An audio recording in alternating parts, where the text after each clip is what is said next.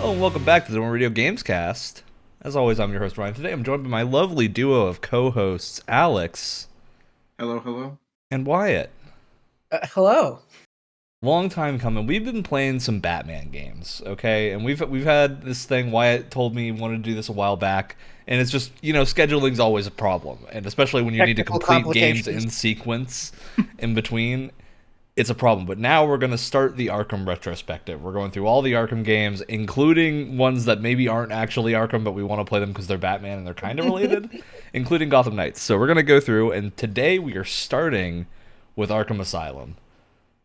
We've all played and beaten Arkham Asylum and are going to go through some beats of this game. We're going to talk about things that we liked, things that we don't like, things that have aged well, things that maybe haven't.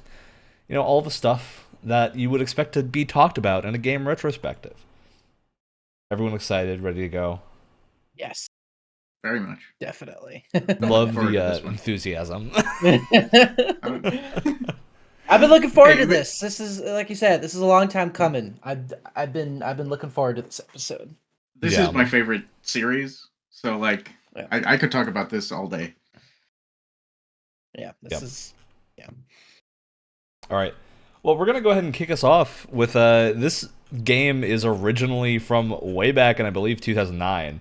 So Oh, you we're- feel old. we're getting blasted from the past right now of a look. I'm gonna make everyone feel old now. That's 14 years ago. Now everyone feels That's- old. Oh, It's honestly hard to tell, almost. Yeah, I would agree. This game holds up, I think, startlingly well. I think For when it was especially with the character models, I was shocked at how well Mhm. like. Because all I the think major everyone characters remembers had these that. games being like realistic, but they're stylized. Like Oh yeah, they go for like Mhm. kind of realism, at least in environment art, but everything else is Yeah. like has this kind of harsh edge to it that's a little bit more stylistic. I think that this one, Arkham Asylum especially, might be the most stylized. definitely. I feel like you can see it most. This may seem like it's such a weird detail. You may see. I saw the style most with two things. One was the environments and the design of all the buildings, but specifically, if you go into the graveyard, the headstones, they Oh, look yeah. so over the top in a good way, and it was really Mhm. interesting. I think the sort of in between of like this gritty realism and this like exaggerated style really like I think it fits the game Mm. and like just it fits so well because like so much of Gotham in all the in movies and the comics and everything is like a weird it's it's there's no city like that in real life. Yeah. What city has like airships and gargoyles and like rains 364 days out of the year? I don't know, like it just it fits really well in that game. They And they like found a exaggerates the perfect. setting. Yeah, Yeah. they found such a perfect balance, like you said, between kind of grounding everything in some form of realism, but also having that gothic style. It's like it tiptoes on that line so perfectly, and it almost never dips too much one way or the other. I Yeah. think there's like one or two moments where you're like, okay, that looks a tiny bit goofy, like even for this setting. But I mean, 99% of the time, it is on that line. It's perfect. It's so well done. Yeah. We I think all it looks great the entire way through, especially the character designs. I think have still Oh held yeah, up extremely well. the it's still some character of my favorite character like versions of these characters that we've got. They the character look great. designs too are like kind of influential, like ahead of the curve.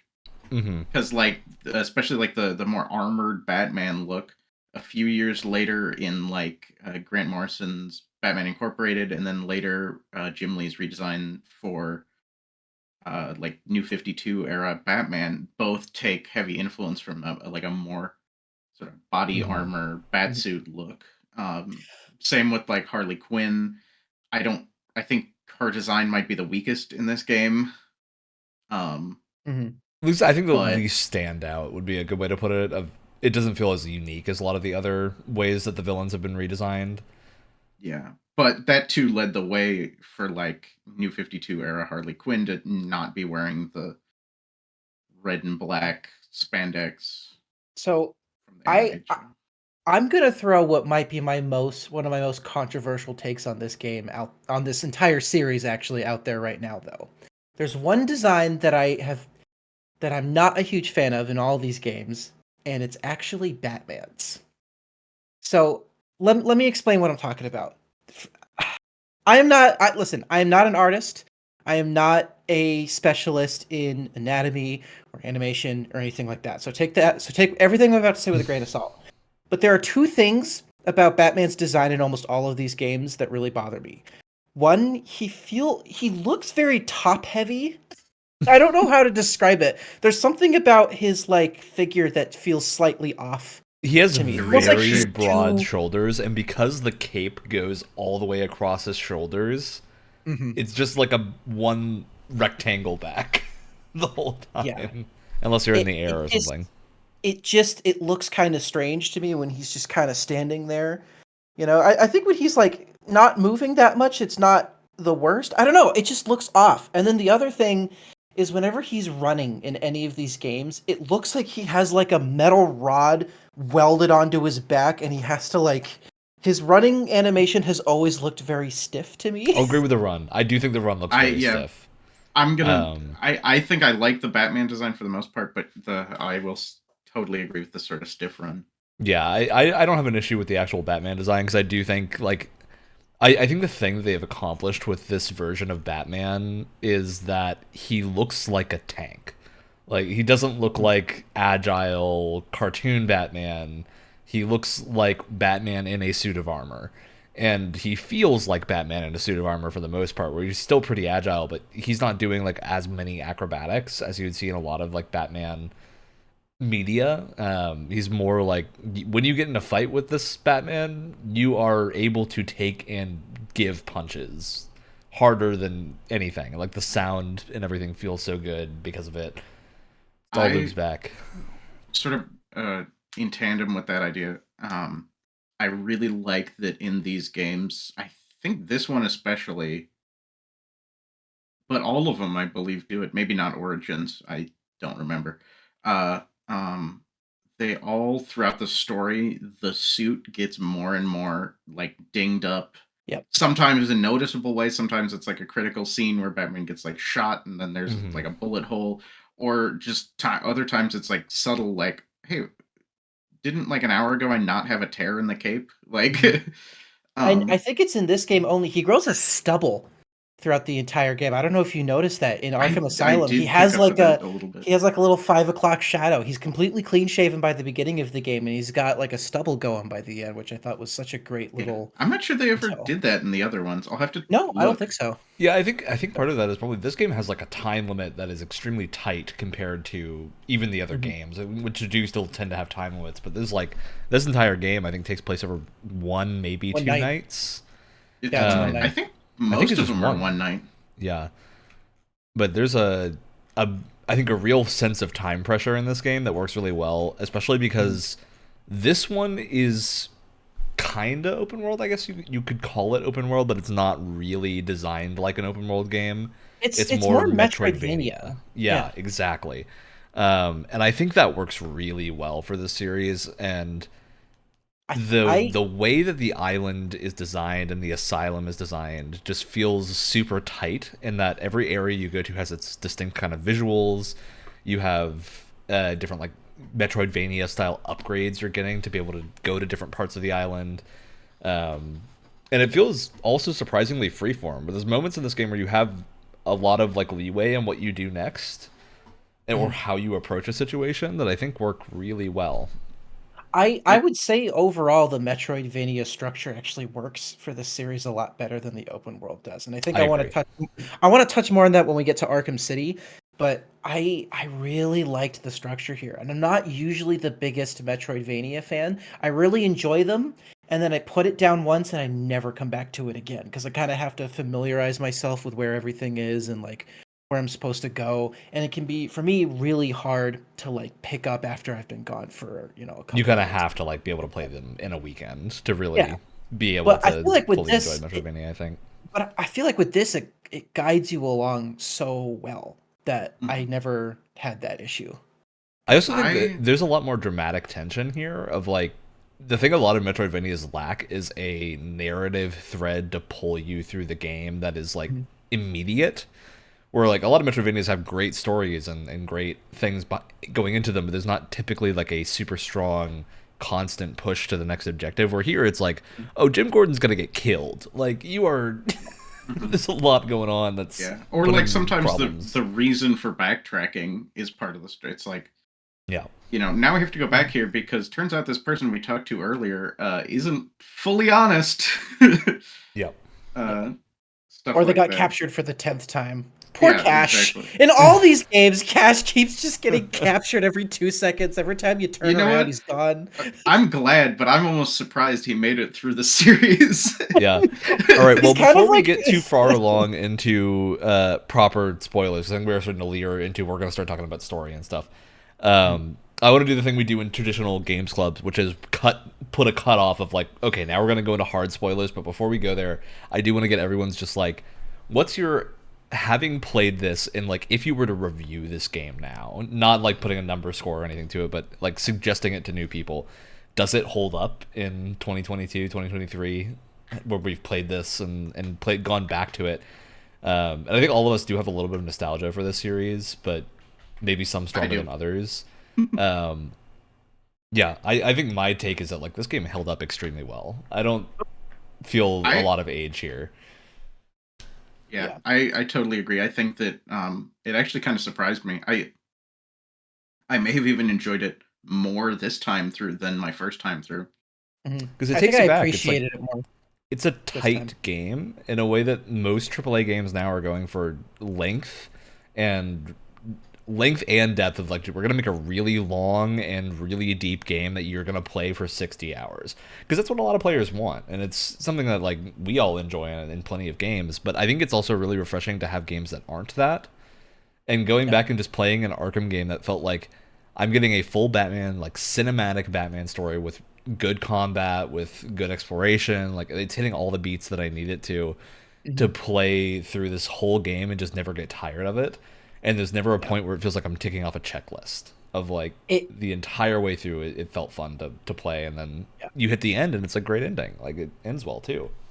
It has a lot more focus than a lot of, especially open world games today. It's very tight. It's a very focused experience, and it ends right when it should. Like it never ever overstays its welcome, which is something that I feel like can be kind of taken for granted, especially these days when it feels like everything has some sort of open world element or some kind of like, we got to keep you playing for whatever reason. We got to keep you coming back every week. This is like, no, we're just going to give you this experience and then you're going to be done and we'll let you go. And the big thing with that too is like it was designed around replayability of like there's a lot of scoring and whatnot going on in this game and lots of challenge modes and other things that like if you do want to play it for longer, you can play it for longer. And there's like stuff there to support that, but it's not going to be it's not like a thing that you have to do on your first playthrough. It's a thing you can do later on. Iconic Riddler trophies. I was just about to ask, does anyone remember, since it's been a little while since some of us played it, does anyone remember how many Riddler trophies they ended up getting by the end? I got most of them. Because I have a number here. I got more than I was expecting to, but I didn't get all of them. I got 145 out of 240, which is more than I was expecting. I wound up at like 160 because I'm the one who played this the furthest back because we were originally going to do this like way back when, and then just tons of stuff popped up in between. Right. And yeah, well, I hit pretty close to 200, but I just wasn't interested in chasing them down. Like I got them when I came across them or when I saw where they were, but they weren't a thing that I felt the need to go get. If I saw a riddle and I was like, yeah, wait, I think I know where that is. And then I go there, I was like, oh, cool, I got it. But if, my initial assumption wasn't correct, I'm like, no, I'm good. I treat them a lot like Korok seeds. They're an option. Well, you know what? Here's the thing about Korok seeds, right?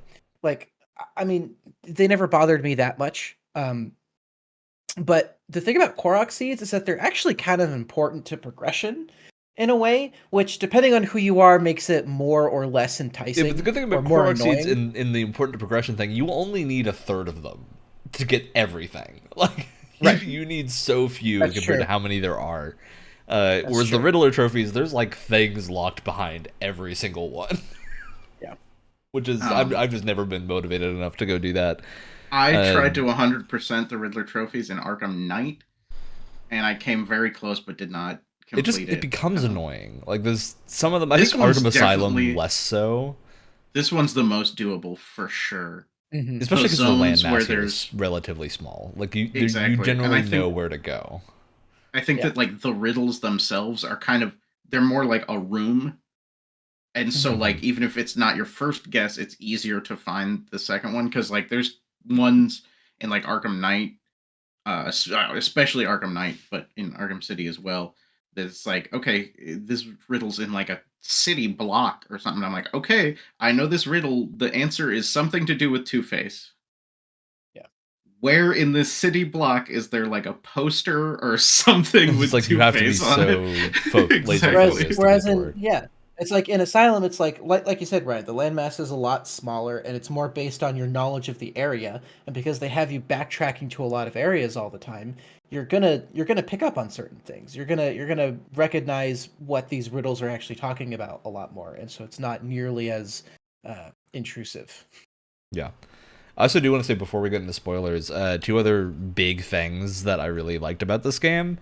Scarecrow's design. This is my favorite version of Scarecrow on basically anything. Across the Arkham games, I love how Scarecrow functions in these because he has like boss level mechanics and whatnot, and that you can really do like video gamey things with it that you can't do in other mediums. He's oh no, go for it, Alex. I think I'm a little bit more mixed on those sections than you might be, but I like them in concept. Okay. I don't want to say they're great sections because some of them are annoying, but I do think in concept they're a really good way to mix up the gameplay, and they feel okay in the sense that there's only like 2 of them. So And the transition like 3 or 4. into them. I think what I like there's most not many is compared to the rest of the game is what I'm getting at. I think what I like most about them is like the transition into them the most, where it's like, I agree. oh, I'm just walking down a hallway. What? It's all of a sudden turned into a alley or whatever. This is my 3rd or 4th time playing through the campaign, probably. All the way through, probably like 3rd time. And this time I did notice there are actually cues before you get to those segments. You can no, it's very subtle. If you're probably first time through, just run down the hallway, you won't notice it. But there is like a little bit of like a gas leak noise and visual sound. Or Batman coughs. Yeah, Something yeah. like that. Yeah, Super cool. it's great. I also really want to just shout out here Mark Hamill Joker. Iconic. So good. Oh, every time he plays Joker, it's great. In every single one of these games, he didn't voice Joker in Origin, so I guess I can't technically count that. But in every single one of these games that he voices, he just always gives 100% to this character every time. Like every time he's played this character many, many times over the years. I've been rewatching the animated series with my girlfriend, and he just 100% effort every single time. He's incredible as this character. Yeah, and I not only say that, but of the Kevin Conroy Batman. Yep. And the 2 of them together is really, I think, where it shines. Absolutely. They're excellent. I forget exactly what it was, an interview or behind the scenes or something, and Mark Hamill was basically like, if whatever they ask me to play the Joker, I always ask if Kevin Conroy is doing it. If he's in, I'm in, like 100%. Yeah. Whatever he does, I'm down. Which following up on that, sadly, I heard recently that he said, well, since Kevin Conroy passed away last year, he was just like, I think I'm done with the Joker then. Yeah. I mean, it makes sense. I think Mark Hamill's Joker, he's done everything that the Joker could do at this point. Yeah, also, so what many is animated left? movies and whatnot. So, yeah, he's done so much Joker stuff that at this point, I mean, man deserves a retirement. I mean, didn't he originally say he was going to retire with Arkham City? And then came out of retirement a couple years later? I think Star Wars kind of kicked him back into being active and acting, just 'cause he probably seems like he enjoys it. So Oh yeah, Yeah. I think he was just probably like, oh well, this I'll go out on a bang, and then a couple years later, he was like, well, I'll do a little more. Yeah, I have a feeling the Joker voices may be a little grating to do when you're getting older. Oh yeah. It seems like There's a voice that would be hard to pull off for a really long amount of time. This is off topic a little bit, but there's a really funny segment from some like Justice League kids show, more modern than the one I watched. Every stuff I haven't really watched the show at all, but there's a funny clip available on YouTube, a segment where Joker and the Trickster, both characters played by Mark Hamill, kidnap Mark Hamill for ransom. He then uses his voice acting skills to imitate the both of them into arguing so he could escape. And Swamp Thing, another character played by Mark Hamill, rescues him. It's like a 3-minute segment, but it's really funny. Oh my god! Oh. I'm saving that to watch later. Yeah. Yeah. Great. All right, well, let's get into the actual game and start going into spoiler territory. And at this point, anything we want to say about Arkham Asylum, free game. We'll avoid talking about later ones, because I do actually think part of the... we're going to talk about, as we play these games, we're going to talk about the previous ones while we're playing the newer ones. I don't want to do the opposite. So I don't want to be dragging too much like City discussion into this, even though I think a bunch of us have started City already. Just because I want to get a clean look at, as we go through each game, at what our sort of expectations are and how the series is kind of evolving as we bounce between these games. Because there's going to be, I can tell you right now, going from, I think, Arkham Knight to Gotham Knights is going to be a real leap. We'll wait until there to just talk about those games. All right. Let's get started with the actual kind of, let's go through some beats of the story here. And one thing I really like about this game is the intro of you're immediately taken into like Joker's been captured, and there's just this whole feeling as you're going through this asylum that something is going to go wrong. Yeah. Basically that whole like, it's not quite a monologue, but like all the dialogue in that intro is like laser etched into my brain. Yeah. It's really good. It's a great intro. I'm gonna say right now, as we're going through the story, I was left. I remember like the general beats of the story when I because I played it such a long time ago. The first time I played it such a long time ago. So when I sat down to play it again, I didn't remember the exact.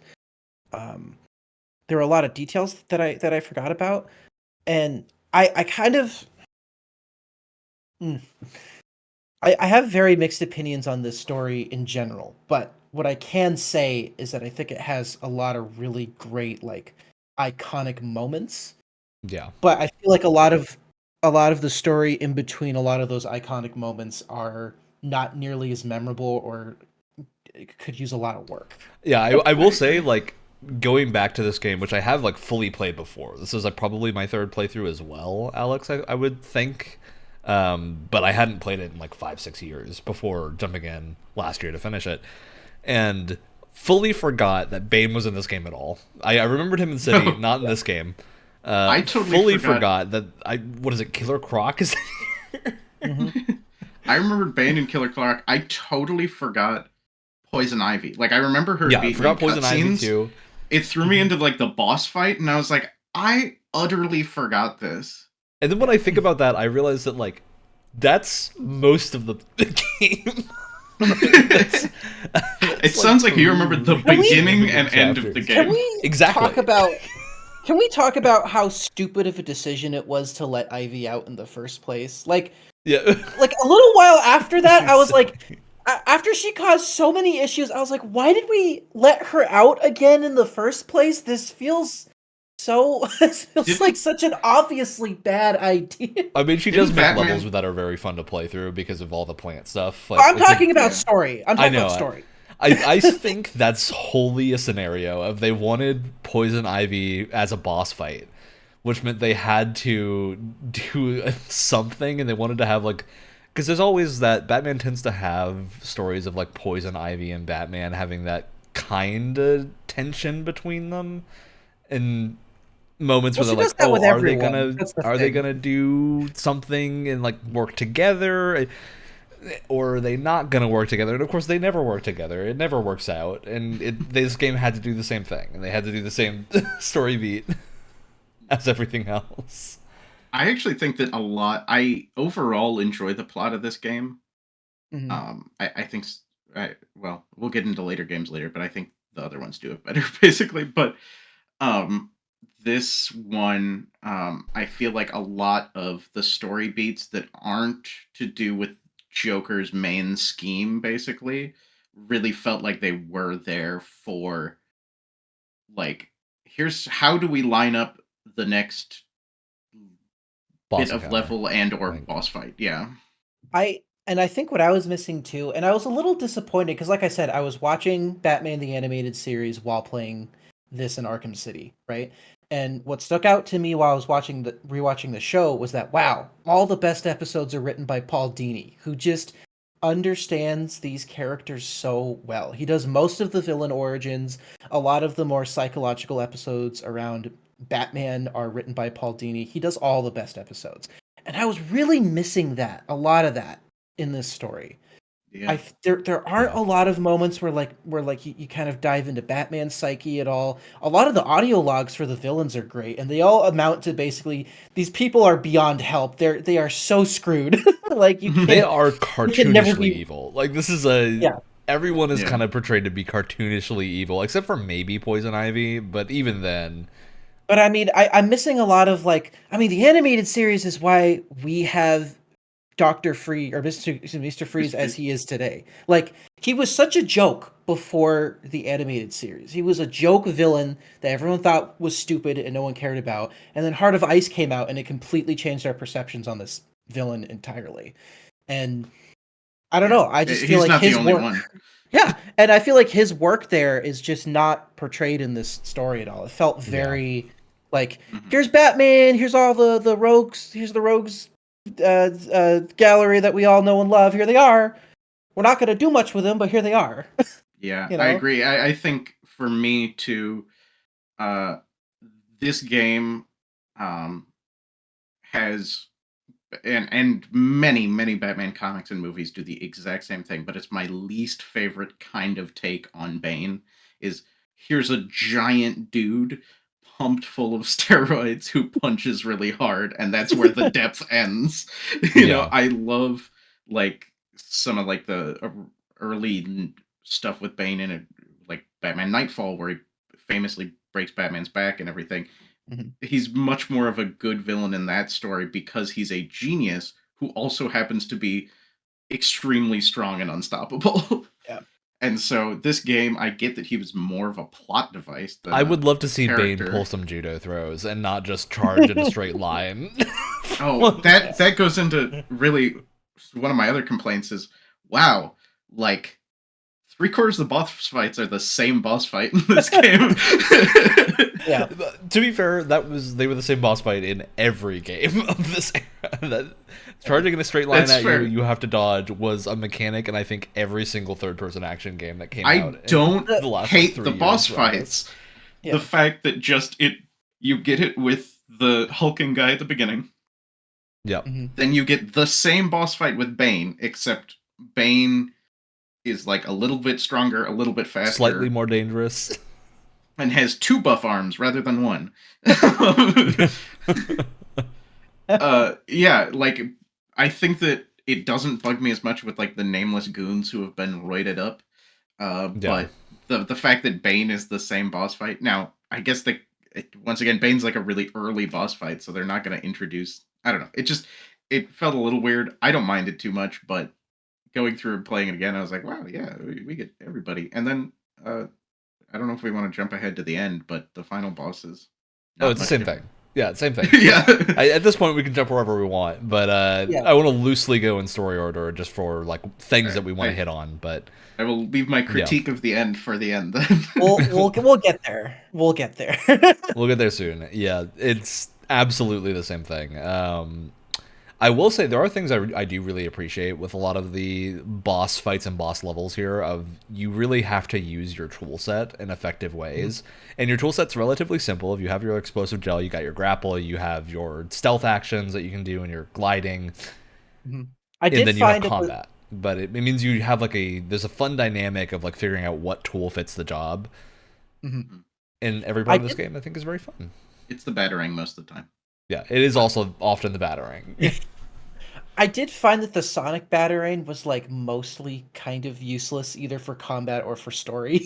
I find myself not using it as much. I think it's a lot more utilized in the other games. But is that one even required, or is that just a totally optional? Which is kind of what I mean. It's not. I think that's for if you want to do like a full stealth run. It's pretty handy, but I don't think anyone here was attempting a full stealth run or anything like that. I mean, yeah, I really like the stealth in these games, but this game, I think, like, I used it a couple of times. I think in my original playthrough, I did use it more because I was terrified of getting spotted, but now I've played these games enough that I know that if I get spotted, I can kind of just combo out of it. Like it's also in Asylum is the game where you kind of have the least level design built around stealth.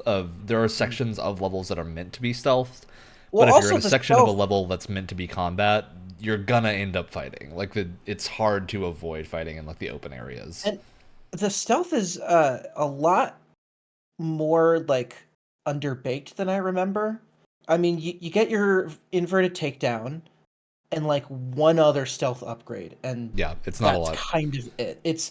They really, and like you said, I feel like a lot of the areas don't facilitate stealth super well because it's a lot of like open kind of areas for you to walk around in. So it's I feel like it is kind of weak in terms of stealth. And the other thing too, speaking of those open areas, did anyone else feel weird that you're playing as Batman and you're just walking around in these giant like open areas and you're not like traveling on wires constantly or on like buildings and stuff? Like I felt like a lot of times you're just kind of walking around. It's like, oh hi, I'm here. I'm Batman. You're walking around in the dark. I think that's fine, just because the city, or not the city, the Asylum here is designed in a way that doesn't have a ton of high-rise things, so when you do get to like the high-rise moments, they're a little bit more impactful.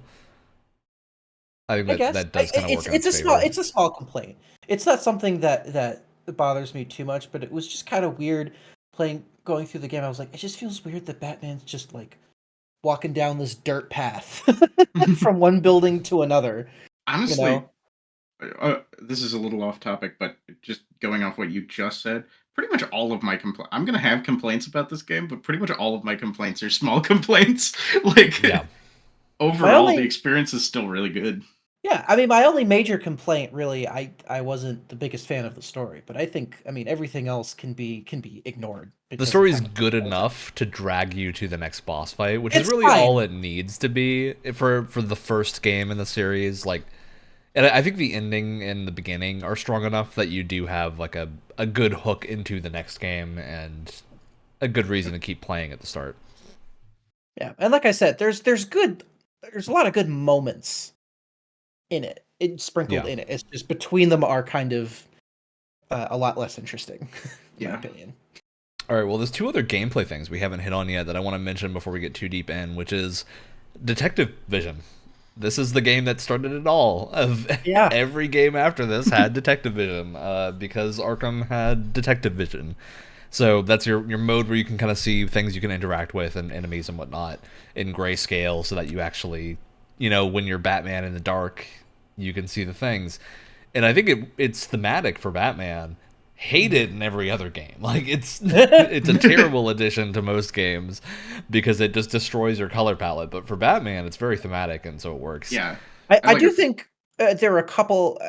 I do think it doesn't limit your vision enough in other ways, where it's like, oh, I can just kind of play the whole. This is absolutely the example of like you can just be in detective mode the whole game and miss out on all the cool artistic stuff that is in the different areas.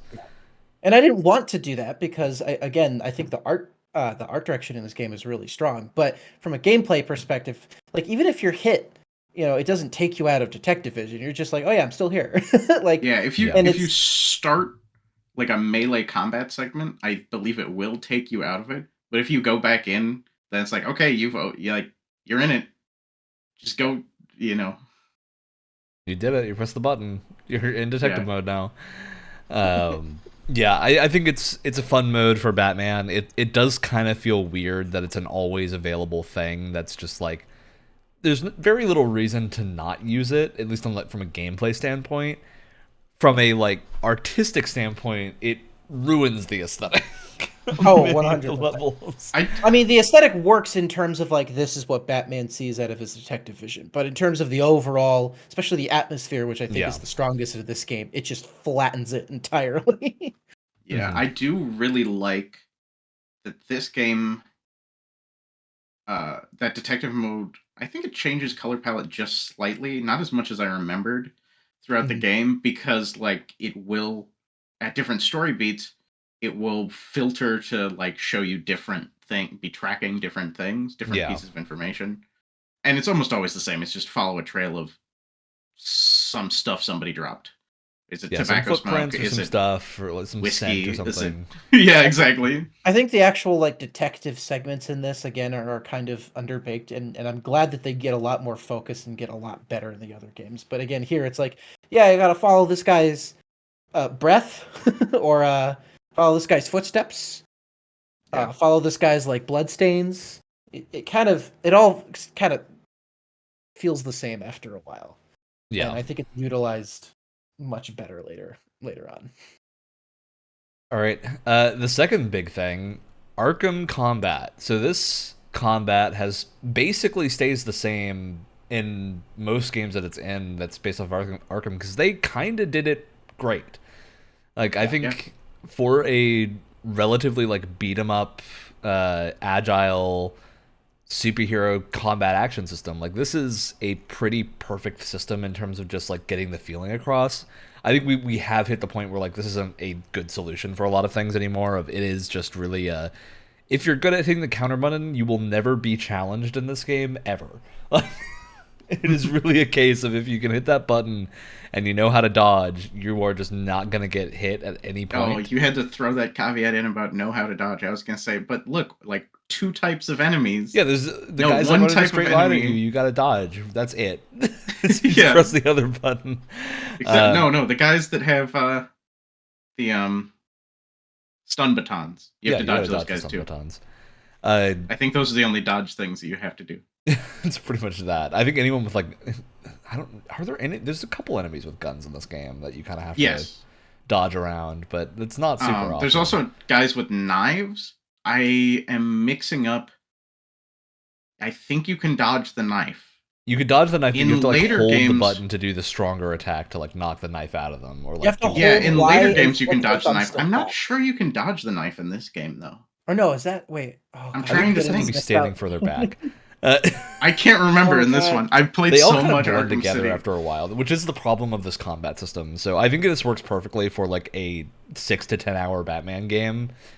Great combat system. When it gets then adapted into like a 50-hour action adventure Lord of the Rings game, I think it becomes a little bit more rough to play, just because it's you hit a point with I think the system where you're just like, there's nothing left for me to uncover. Like I've fully mastered it, and there's just no point in continuing. Which isn't, I don't think that's ever a problem in Arkham Asylum, because this Arkham Asylum is short enough, it's to the point. The enemy types all have like really distinct movements that you learn different things to avoid, and different ways to counter, and like you flip over the guys with shields and you hit them from behind. You don't let the knife people stab you. All the classic stuff. But for the length of the game, it works very well, and it's a great ground for like I think fist fighting combat. This is some of the best feeling still.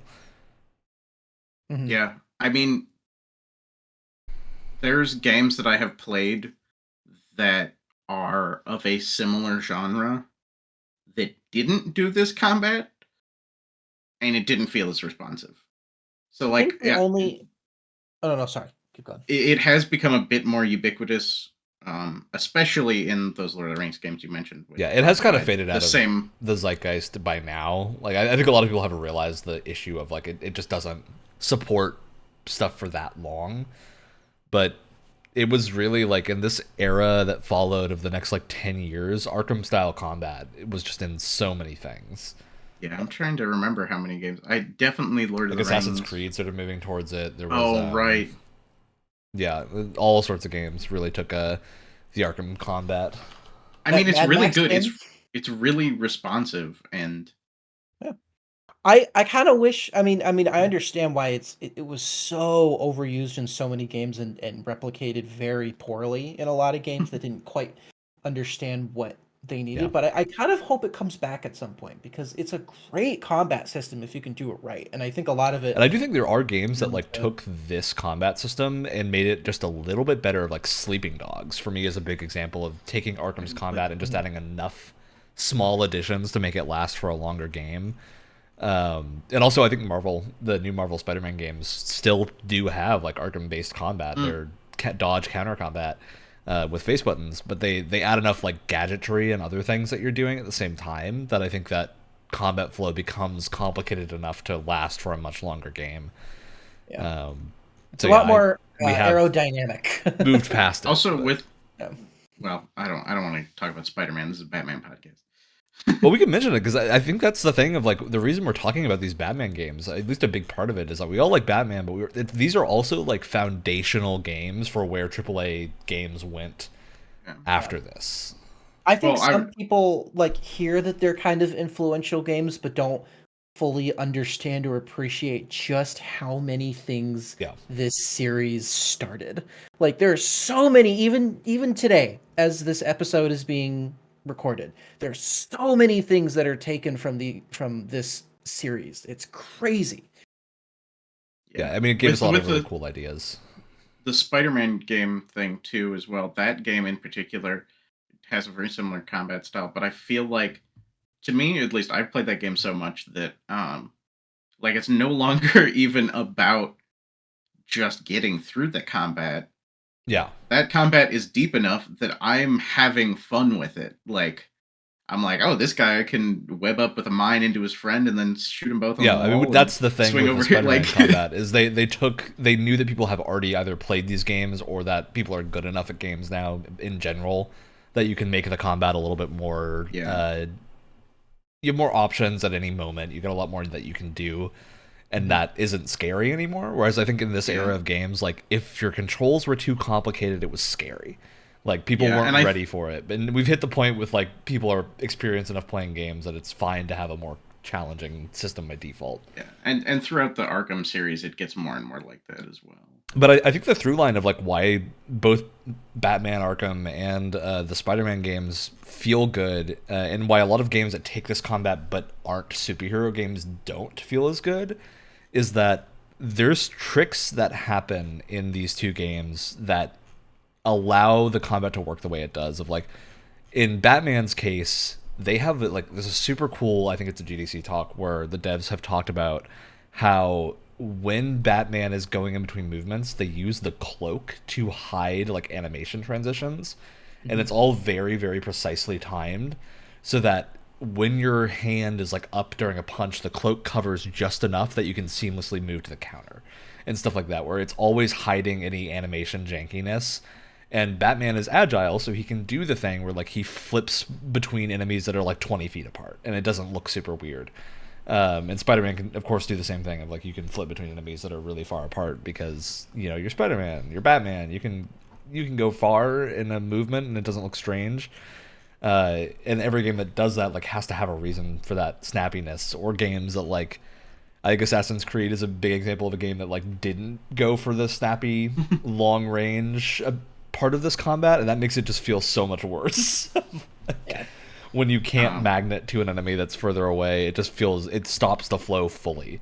And I think Batman games understood that was a problem, and so you always have like a way to approach enemies from further away, which is really nice.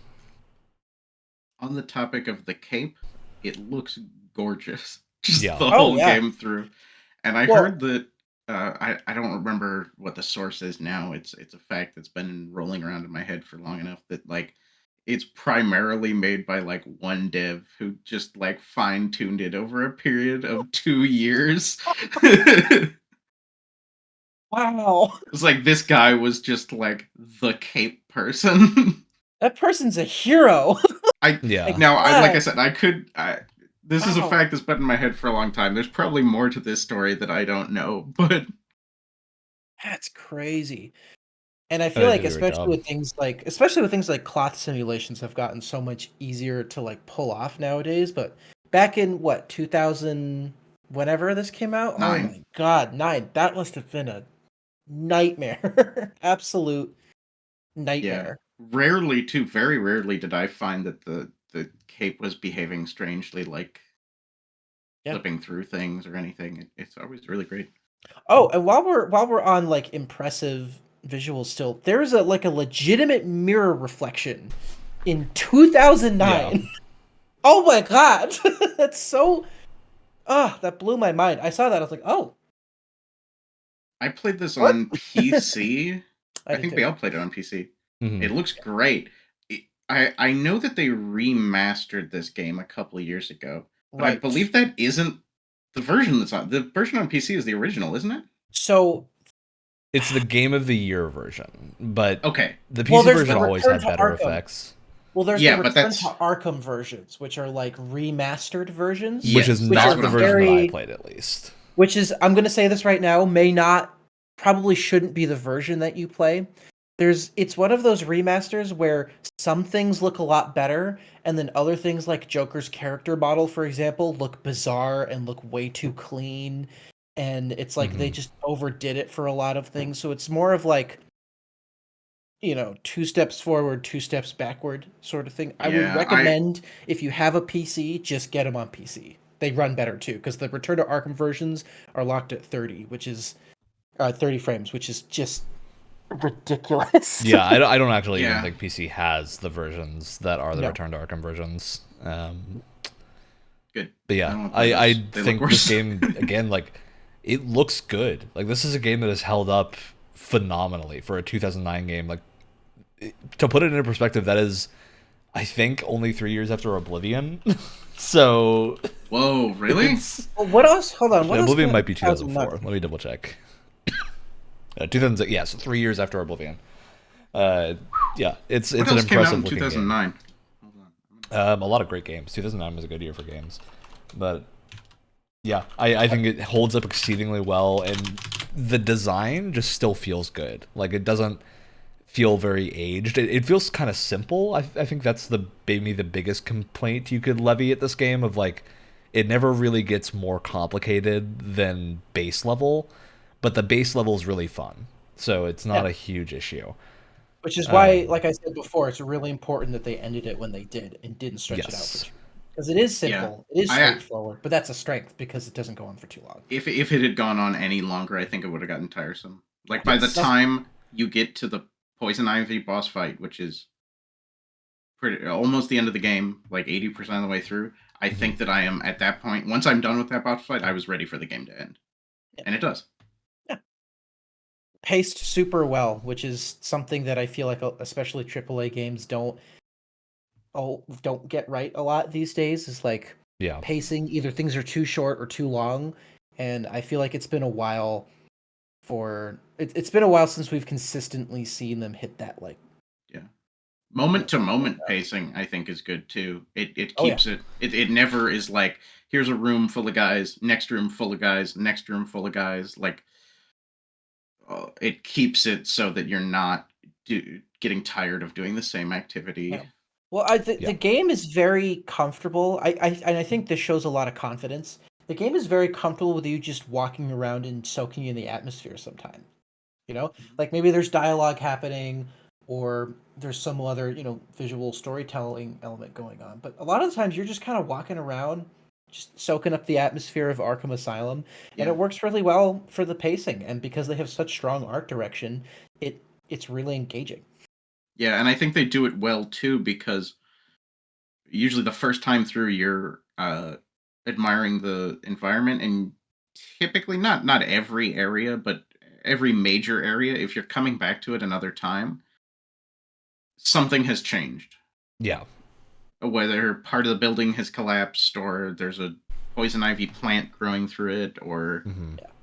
It you're was having a cool. hallucination or Yeah, something it like was it was cool to see like at the beginning of the game, like Arkham was still relatively under control. But then especially if you head back to that main square every now and then, you'll see like, oh, all of the security guards are gone and they're replaced by Joker goons, and the statue of Quincy Sharp has been like painted on with like a Joker smile and stuff like that. Yeah. It's Yeah, cool to see there's how the island is being like overrun the more the night goes on, which was there's a a great certain detail. point in the game too where like after you go for the it's not even really a fight with Harley Quinn, but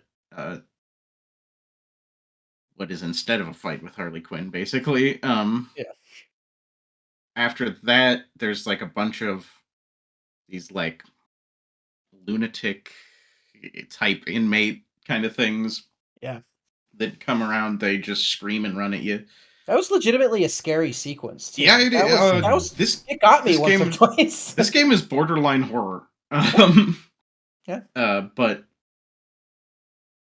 so like then those types of enemies are all over the open areas of the game, and then right after that you go to the, if I'm remembering correctly, you go to the greenhouse and poison ivy, and then there's this scene where you come outside and it's now overrun with plants and overrun with these new inmates, and you can literally see in the distance like some of the plants attacking the inmates. Mm-hmm. Yeah. So many good little details, which brings me to something that I was taking notes on while I was playing. All of the little Batman references everywhere And that I loved. And it makes you wonder too how much of this story, not just this, but Arkham City, Arkham Knight, they had planned in advance. Because there are so many little things that set up the next game beautifully. Like if you're in the morgue, you can see Ra's al Ghul's like foot, and it's got the tag that says Ra's al Ghul in it in one of the like whatever lockers. they're I called, don't know. lockers, Yeah. right? Yeah. And then you see that in the beginning of the game. You walk back to the morgue at a different point of the game. His body is gone, but his tag is laying on the ground, right? Or there's another great moment where this is like this was such a close held like Easter egg that no one found it for many, many years until the developers basically had to tell people where this was. If you go to Quincy Sharp's office, there's a wall that isn't marked on your detective vision at all, but if you place explosive gel in just the right spot, the wall explodes, and And you have behind to it is a place secret 3 explosive gels. 3 in the very specific spots, and it explodes, and behind it is a secret office where you can see plans for Arkham City on the wall, which is crazy, which means they probably had a good amount of the sequel, or at least like early plans for it, like ready to go by the time they were at least implementing art, which is Didn't crazy. I don't think people found that until after Arkham City came out. Yeah, because it was such a well It was, why would you know to look for it? Like, Yeah. that's the thing. Yeah. You need someone to kind of prod you in the direction of. Yeah. I also loved a lot of the Harley Quinn's audio logs are all taken from the episode Mad Love, which in the show is basically like Harley's backstory, and they use the dialogue one for one from that show, from that episode. Do they really?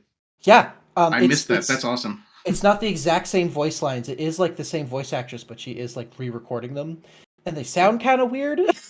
Maybe it's just because I'm used to the Mad Love episode so much, but they sound kind of weird, but it was really cute. It's like all the exact same dialogue pretty much, which is great. That's cool. I do want to just throw in a little piece of trivia here while we're talking about Arkham Asylum and how it set things up for later. Y'all want to know the interesting feature that was plugged in as like a major feature for the Game of the Year edition of this game? See if anyone can take a guess. What was a box feature of like 3D glasses? 3D glasses, Alex. That's what it was. I've got them. I've got them somewhere. I bet I could put my hands on them. Oh shoot! I might even have them with me. I might be able to run out to my living room. 3D glasses that you. I never wear wore to play them. the game They in looked 3D. awful. Oh my god! The Game of the Year I edition of should this try game it. was challenge maps and the 3D goggles. It's And you get to play as the incredible. Joker. You get to play as the Joker, and it wasn't good. Not good. He did have a gun he could shoot, and it would just kill a guy. Yep. Just straight up. But he only got like one shot. Sometimes you just got to do it. You got to just show up and. Is Joker isn't playable on the PC version, is he? I don't think that's a so. PlayStation only. Oh, I should have. I don't think PC Arkham Asylum has any other playable characters. Yeah, because I think that was something that was like PlayStation exclusive at the time. Yeah, you could download in the PS3. You could download PS3 and Mac OS. There was the Joker pack. I doubt that game even runs still after they, what was that, Catalina? Yeah, I mean that's just really funny. That makes sense. But yeah, I think aside from that, there's no other playable characters in Arkham Asylum, unless I'm missing something, but I don't think I am. Yeah. Overall, PS3 aged extremely well. Plays mostly very good. Other bosses we haven't really talked about. Poison Ivy has some unique mechanics if you like throw Poison things. Ivy is the most video gamey boss in this game. I Poison think. Ivy feels like a Zelda boss. To me, I'm like, this is a boss fight that I'm like, if you could put this boss fight in any game, this is the giant plant boss fight. I think I've had the giant plant boss fight. You know, like 3 the boss times. fights where you have to like shoot eyes on the big boss that like show up in this glowing eyes. It's that same thing, but with plants. The plant inexplicably shoots glowing orbs. Yeah. I mean, yeah, it's super video gamey. You have the croc section. I think is interesting. I think this is the section that I most forgot about. Like I had zero recollection of this entire section. I remember it, but I do not remember the shit out of me as a kid. Long. Outside of the scarecrow part, which this is one of those things. Like the scarecrow levels, I love how they look. I love playing them the first time. By the time you get to, I think this is like the 3rd or 4th one in the game, you're just kind of over it. Because it's a lot of just avoiding the light. It's very classic video game, avoid the big spotlight. Yeah. Which works once or twice, but not repeatedly. The transition to those sequences are the best part of those sequences. I agree. I said, I love you're walking down the hallway, it turns into Crime Alley and everything like that. That works so well.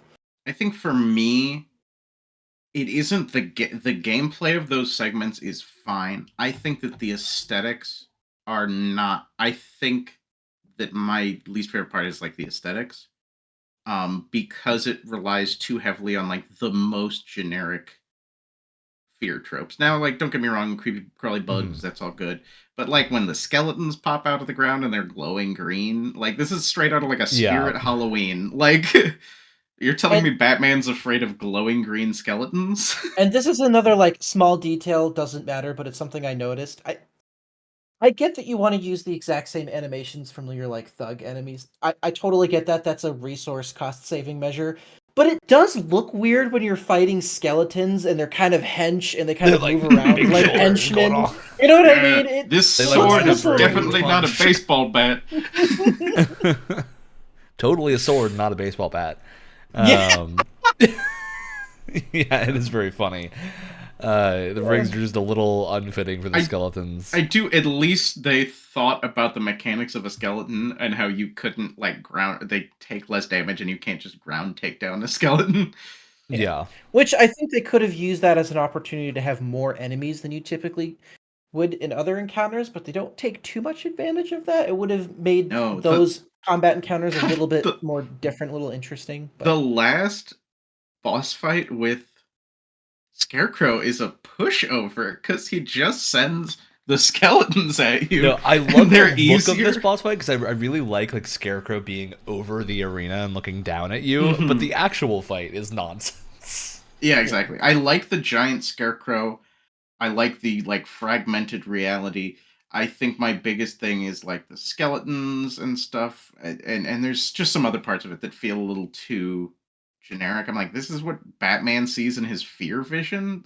To me, I think it should lean more heavily on like what is Batman and Bruce Wayne afraid of. And that kind of ties into what I was saying before, where it's like they didn't really talk about that much. The segment where like he gets fear gassed in the morgue, that's great. Yeah. It's scary. It relies on Batman's fears. It's awesome.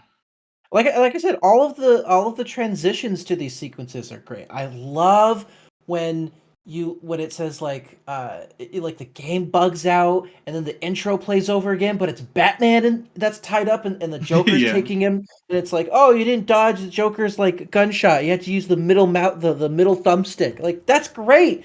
It's because like that's legitimately that plays into Batman's fears of towing that line of like, am I have I created these villains? Am I just as bad as they are? But it's also fucking with the player at the same time. It's great. There's really, like a totally unavoidable death. yeah. Oh well, And yeah, like, you said about the like middle the death. thumbstick. Yeah, Yeah. it's not like the death like loading screen and everything. It's like, I oh, hint, totally you should use the forgot middle mouse button. that death was in there. Yeah. And I remember the like, oh, the game has bugged and crashed. You have to start over. It's some classic like segment. Psycho Mantis shit. Like it's perfect. But yeah, but the part where you die, I was like, oh, was I supposed to dodge or something? I forgot all about it. Yeah. And then I was like, oh wait, no, right, this is scripted too. Yeah. It's a mindfuck for the player and for Batman. It's ingenious. And it really, because that's so well done and smart in comparison to the actual gameplay part of it, it really feels like they had planned to do a lot more with it, and that had to be cut for time. So they're like, we're gonna reskin some skeletons, and he's gonna, like, I don't know, shine a light on a big scarecrow. Go. Like it feels like they had a lot more planned. Because it does feel like they were handling it a lot more intelligently than how it ended up turning out. And this which again isn't bad, but to me too, this feels like it could just be a disconnect between like the plot team and the gameplay team. Yeah. You know, here's how the game's going to play. Also, we're going to have some kick-ass cinematics to go in and out of these segments. Yeah. Mm-hmm. All right, and then after that section, you get the crocodile section. You get to do some classic croc hunting, and you'll run away from Big Spooky Man and throw batarang at him repeatedly, like you do for all the other Big Spooky Men. So this one's different though, because I think it's a great walk instead of run.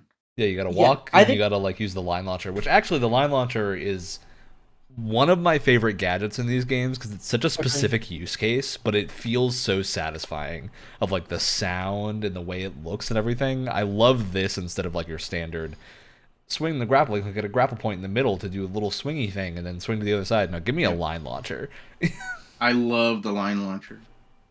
That whole boss fight is great. I just feel like it went on for like just a bit too long. It's almost like an the entire tension, level. like the tension was being built up really well, and then after a while, it's like, okay, we're in this section a little bit too long. We're kind of unwinding again. I think to me, it could have skipped the walk out. Basically, you know, you go in, you collect 4 or 5. You collect your glowy samples spores. of and then you have to get out, and the out is a little bit more tense. And so, like, I enjoy the actual gameplay that's going on there, but at that point, I've done it so many times that, like... There's also the part where maybe it like turns a shorter into route, like an endless runner camera angle as you're running from Croc, which just... I don't know, that part of it, I think, doesn't feel as good. It just didn't work as well. Not to say it's bad. I think that just on the way back, just knock out a couple of walls, we could do this faster. Like, yeah, it's just very forgettable.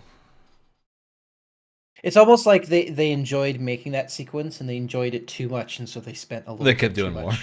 Yeah, which is understandable. I think that we'll get to that in the next episode.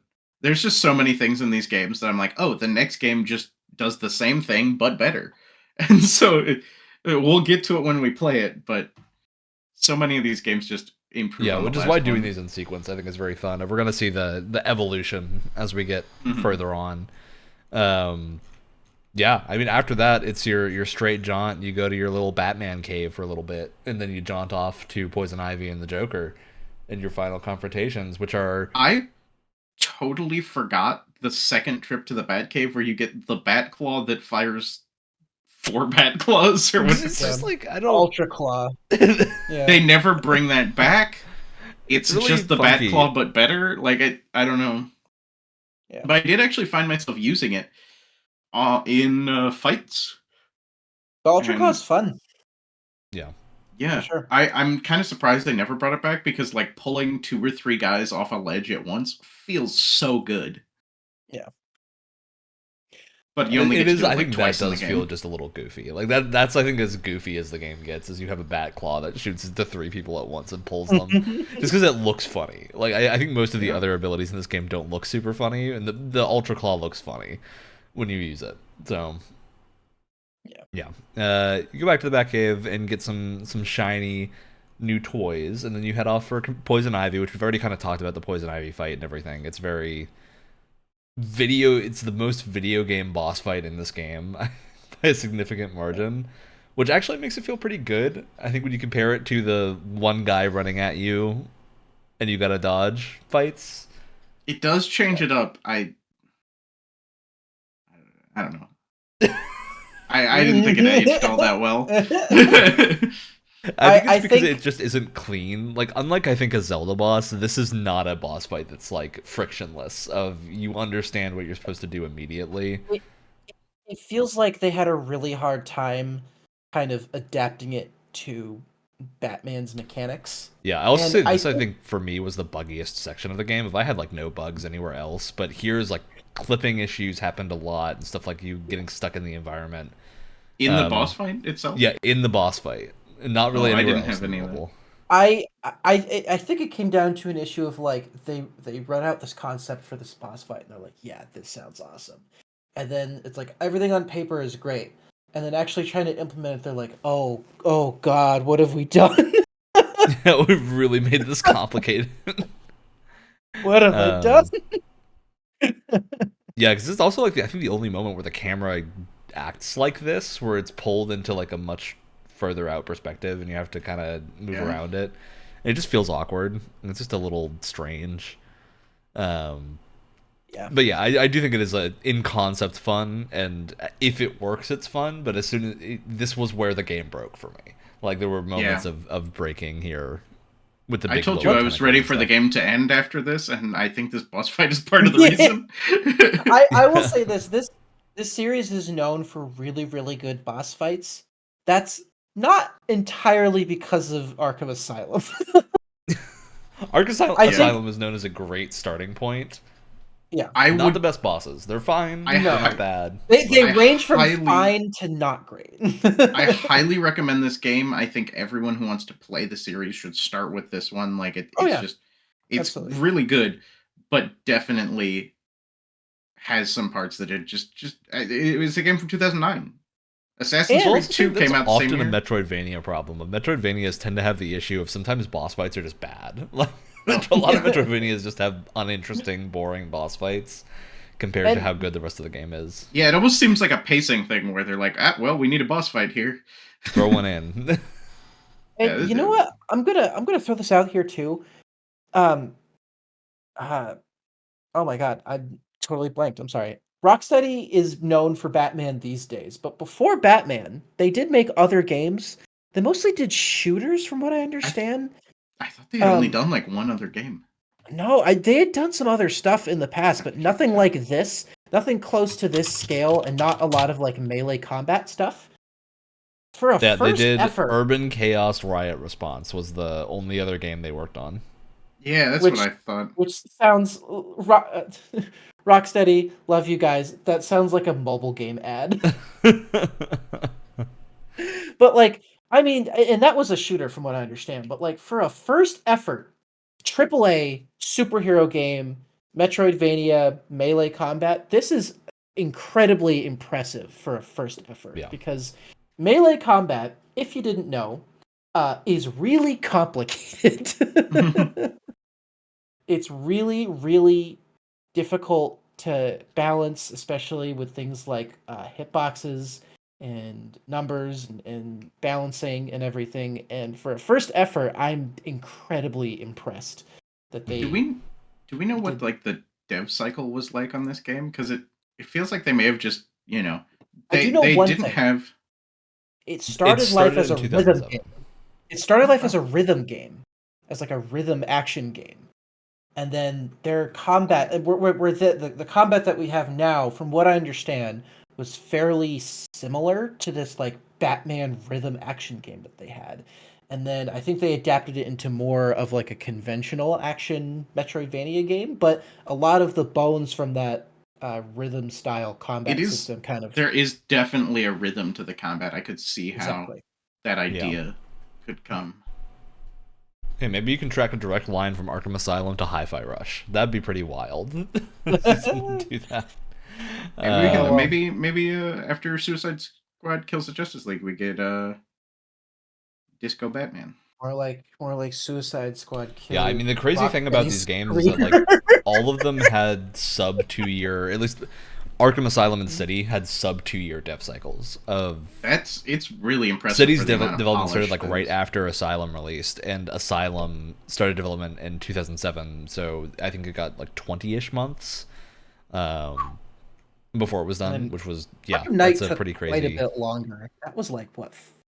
Yeah, Arkham Knight must be on a different engine. Arkham Knight was then 2014, which Arkham Knight, I think, was probably still Unreal 3, unless they made their own engine or something. But the others were Unreal 3.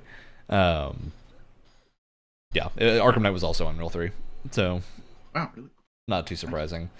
And yeah, since Arkham Knight, they haven't released anything until Suicide Squad, which is, aside from Batman VR, which apparently Batman VR is actually kind of good, but is only like a 2-hour long thing.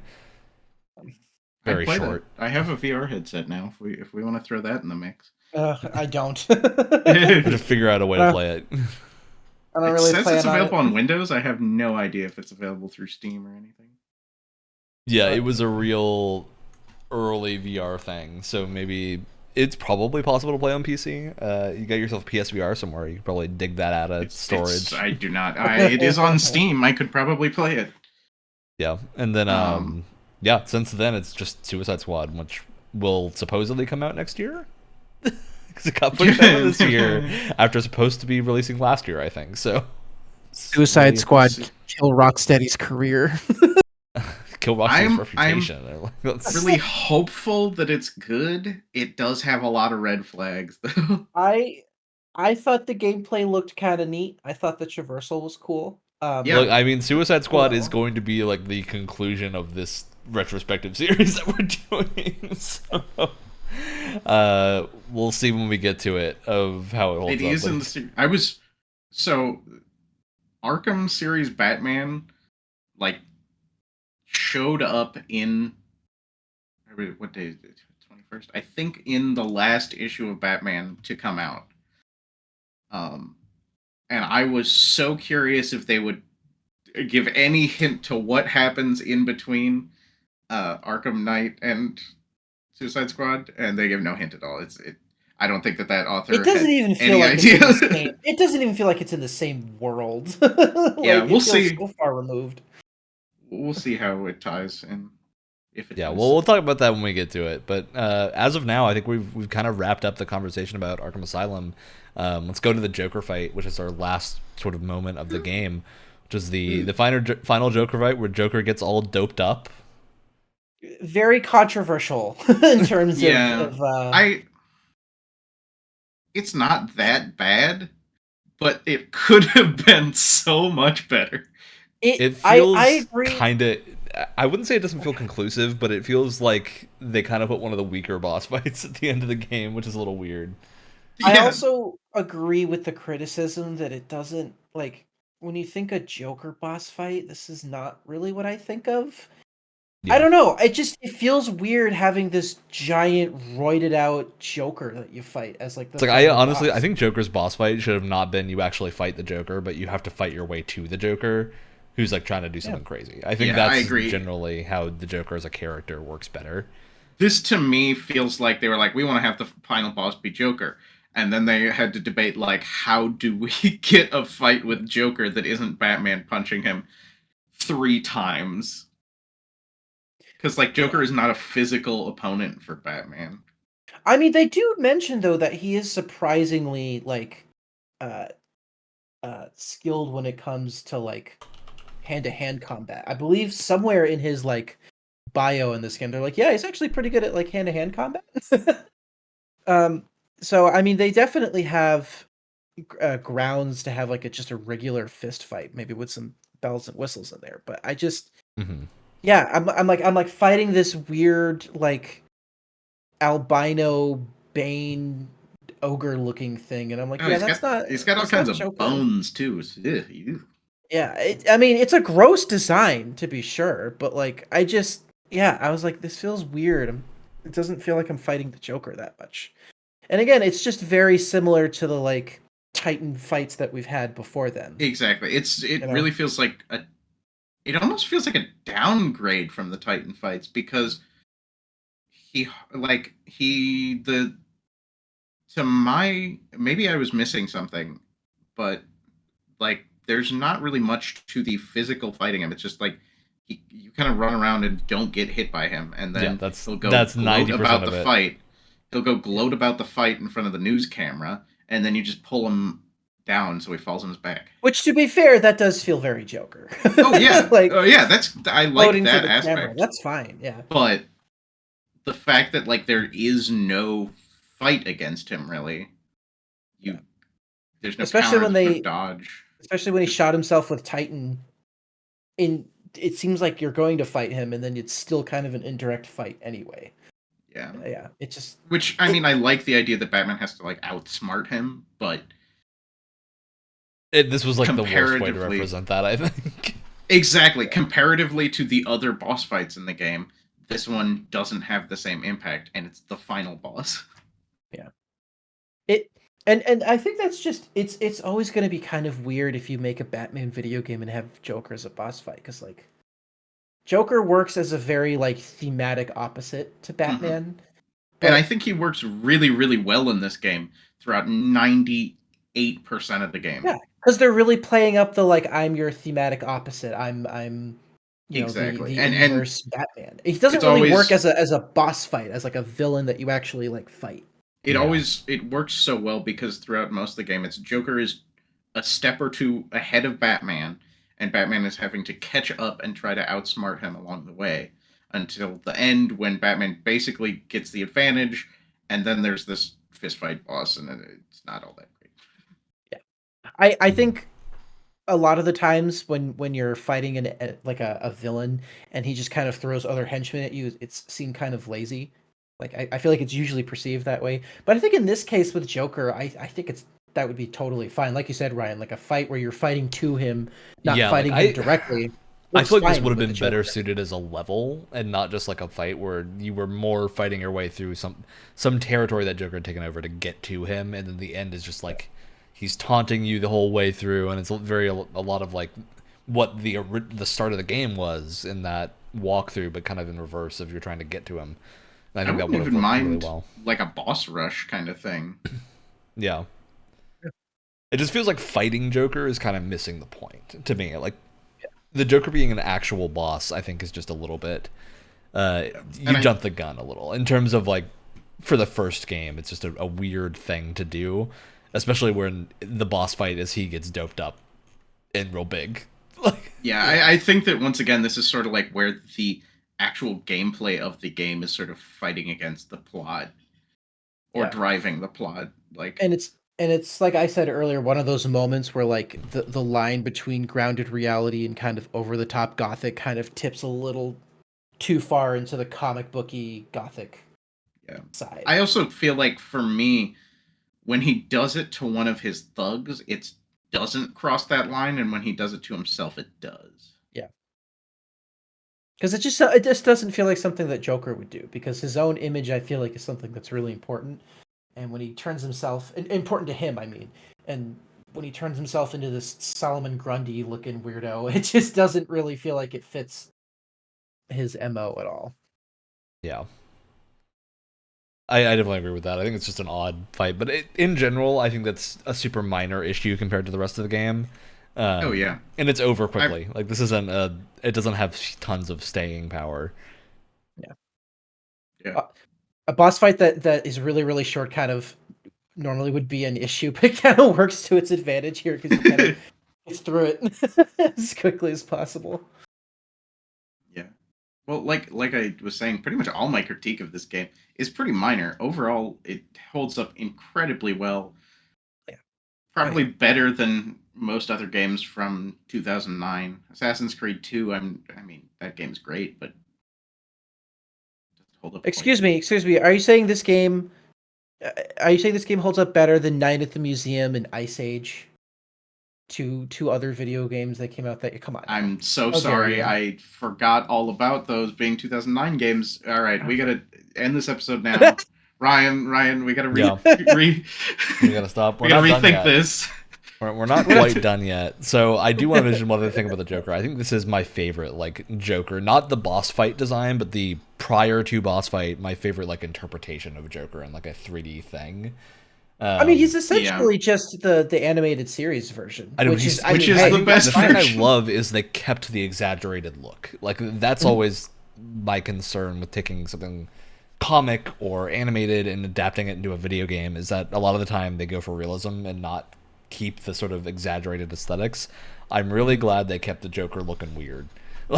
It's a big, I agree. appealing thing about this character design. And I think a large part of that is, again, Paul Dini is the one who wrote the story here. We've got a lot of the same cast from the animated series. I think they really just wanted to make a video game adaptation of the animated series. I think that was really their goal. That was probably their biggest inspiration, other than the Arkham Asylum comic book itself. Yeah. And in which terms this of doesn't translating take this character, I mean, this inspired. people always cite people quotes. always cite Grant Morrison's Arkham Asylum comic as inspiring this game, and it definitely does, but there's very little that it takes straight from it.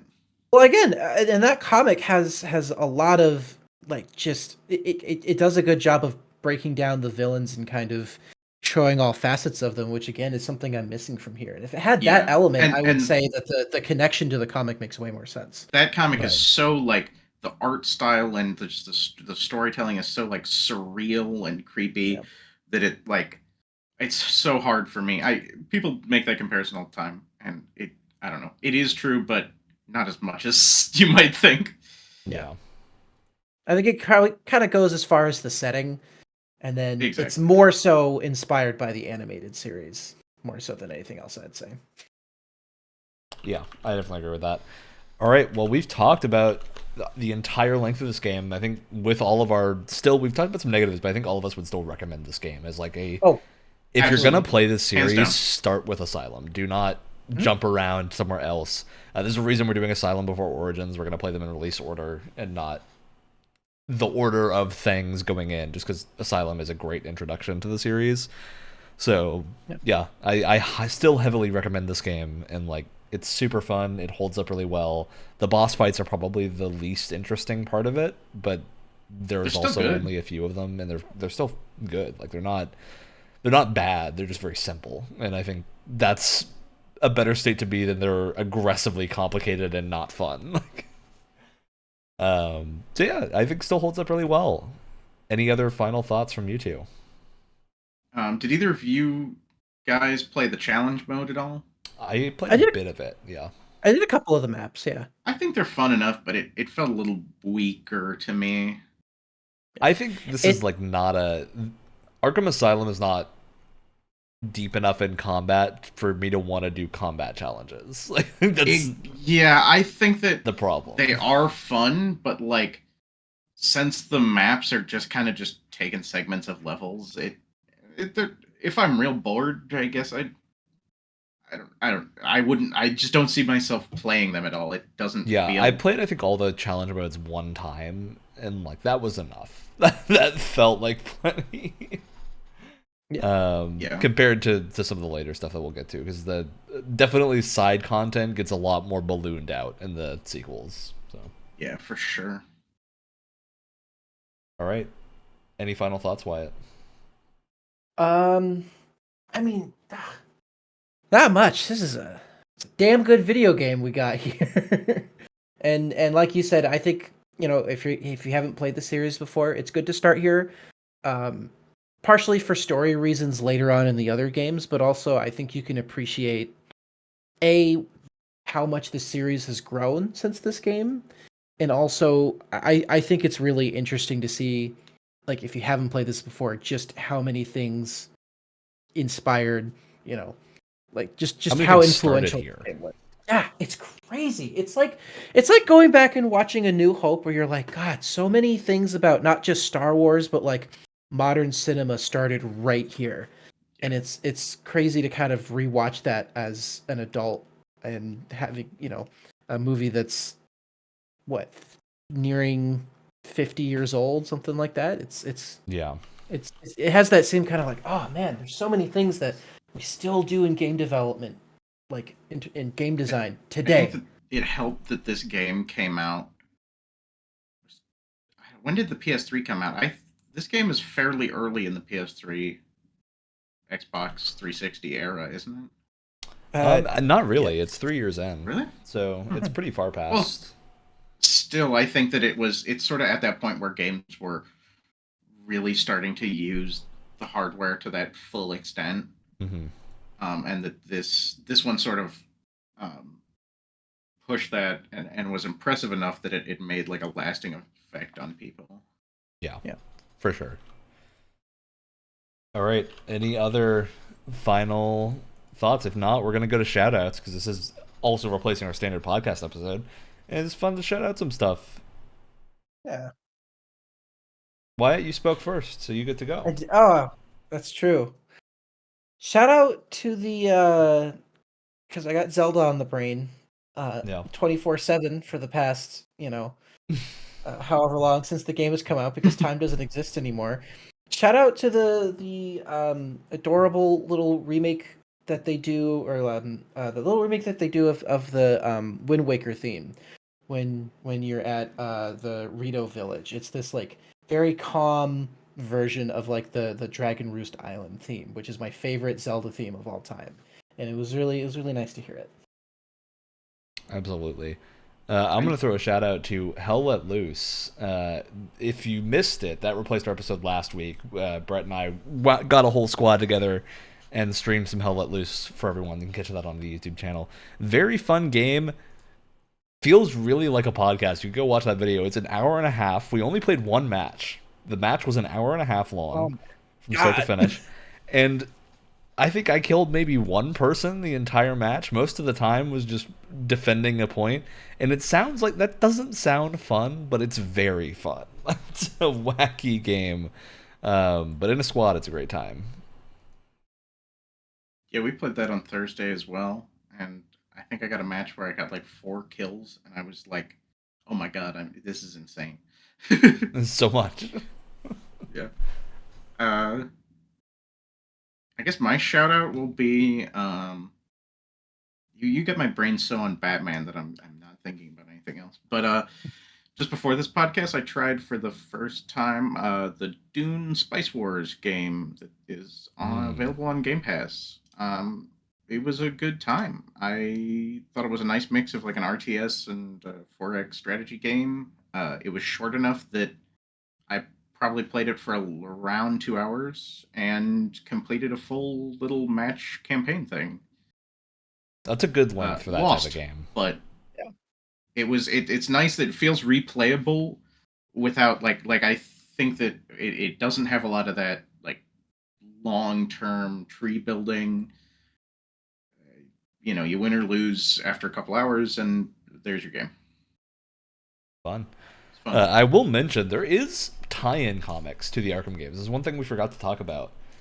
There's only one for Arkham Asylum, I believe. Correct me if I'm wrong, Alex, but I think Asylum has like one short. I believe so, and I have not read them, but it's only a couple issues. 6 I think the Asylum I think it's more like one 4. issue that's like 10 pages. It's not long. It may even be, and it may even be an adaptation of the story. I could be wrong about that, or it might be a preview. I have not read it. We'll look into this and find answers for next time. But I do know that City has like a whole City has multiple miniseries. I think it has a prequel miniseries and a sequel miniseries. Jesus. How fun. We need to brush up on the comics lore to I've been trying to figure out what reading order for those. Yeah. It's confusing. Well, that said, it's the end of the show. As always, Tuesdays at 7 p.m. Eastern Time on the podcast platform of your choice, YouTube or Twitch. You can find us on all of them. We're doing the weird schedule now where sometimes we're not going to be doing regular podcasts, and we'll do other stuff. That will be on YouTube pretty much exclusively. So the YouTube's got lots of fun stuff now. Go check that. Tears of the Kingdom's really good. If I